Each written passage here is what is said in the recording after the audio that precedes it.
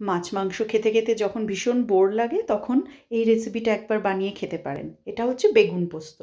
আমি একটু মোটা করে বেগুনগুলোকে কেটে নুন হলুদ মাখিয়ে কিছুক্ষণ রেখে দিয়েছি। তারপর বেগুনগুলোকে হালকা আঁচে একটু ভাজতে হবে। আর অন্যদিকে বেশ কিছুটা পোস্ত বেটে নিয়েছি।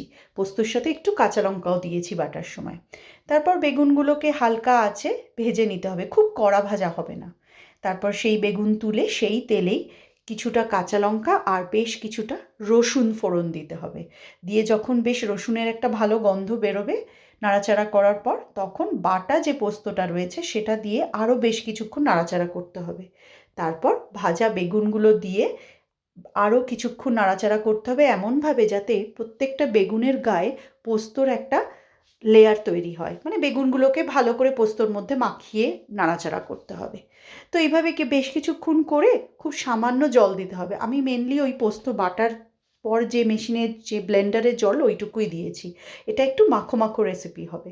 তারপরে একটু নুন দেবেন, কেউ মিষ্টি পছন্দ করে মিষ্টি দিতে পারেন, চিনি দিতে পারেন।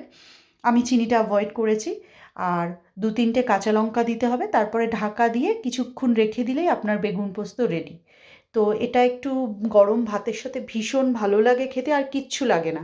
তো ট্রাই করে দেখবেন কেমন লাগলো। রেসিপিটা ভালো লাগলে অবশ্যই লাইক শেয়ার করার অনুরোধ।